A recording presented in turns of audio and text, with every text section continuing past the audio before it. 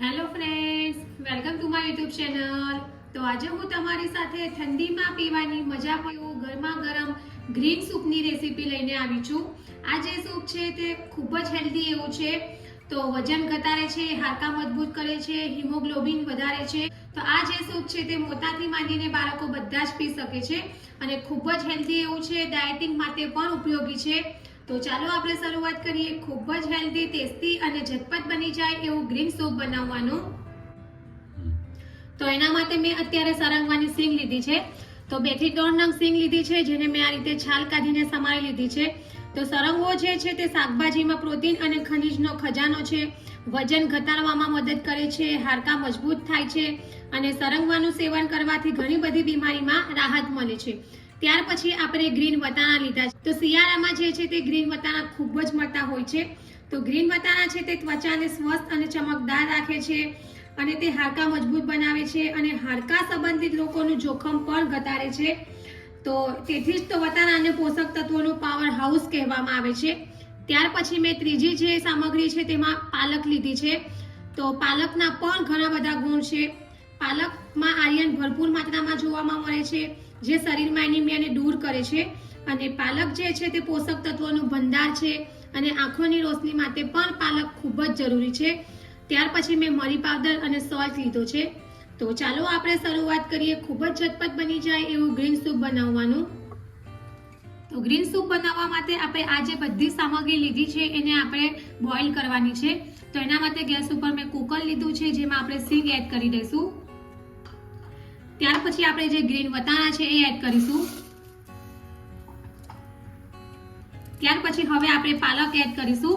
શિયાળામાં જે છે તે ગ્રીન શાકભાજી ખૂબ જ મળતા હોય છે અને ત્યાર પછી હવે આપણે તેમાં 1 થી 1.5 કપ જેટલું પાણી એડ કરીશું।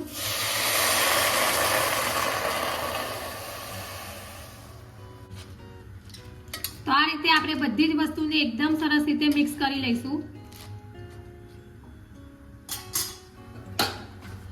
અને ત્યાર પછી હવે આપણે આગળ કુકરનું ઢાંકણ ઢાંકીને મીડિયમ ગેસ ઉપર 2 વિસલ વગાડી દઈશું। તો કુકરની 2 વિસલ વાગી ગઈ છે અને આપણી જે બધી જ વસ્તુ છે એકદમ સરસ રીતે બોઇલ થઈ ગઈ છે। તો ત્યાર પછી હવે આપણે આ રીતે મેસર લઈશું અને મેસરથી થોડું મેશ કરી લઈશું।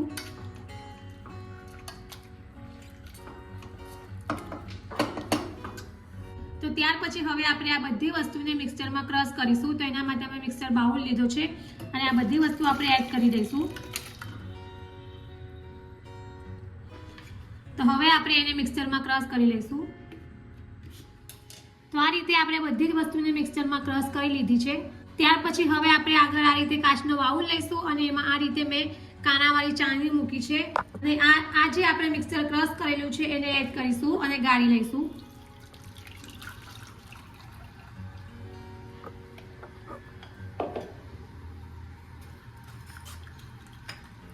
તો આ રીતે આપણે ચમચીની મદદથી બરાબર એકદમ સરસ રીતે ગાળી લઈશું।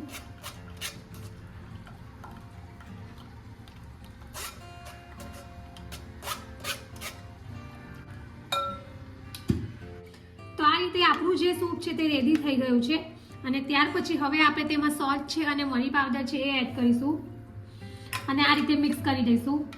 તો એકદમ સિમ્પલ એવું છે અને ખૂબ જ હેલ્ધી એવું સૂપ છે। તો હવે આપણે એને સર્વિંગ બાઉલમાં સર્વ કરીશું। તો રેડી છે ઠંડીમાં પીવાની મજા પડે તેવું ગરમા ગરમ ગ્રીન સૂપ। તો ફ્રેન્ડ્સ, આ જે સૂપ છે તે પૌષ્ટિક તો છે જ, સાથે સાથે ગુણોથી પણ ભરપૂર છે અને નાનાથી મોટા બધા જ પી શકે છે અને ડાયટિંગ માટે પણ ખૂબ જ ઉપયોગી છે। ખૂબ જ સિમ્પલ સામગ્રીમાંથી બનેલું સૂપ છે। તો તમે એકવાર જરૂરથી ટ્રાય કરજો અને કમેન્ટ બોક્સમાં મને જણાવજો કે તમને મારી આ રેસીપી કેવી લાગી છે। જો તમને મારી આ હેલ્ધી અને પૌષ્ટિક ગ્રીન સૂપની રેસીપી પસંદ આવી હોય તો મારી ચેનલને લાઈક અને શેર જરૂરથી કરજો અને આવી જ બીજી નવી રેસીપીઓ જાણવા માટે મારી ચેનલને સબસ્ક્રાઇબ કરવાનો ભૂલતા નહીં। તો ફરી પાછા આવા જ નવા હેલ્ધી વિડીયો સાથે મળીશું। ત્યાં સુધી bye bye and thank you for watching my video.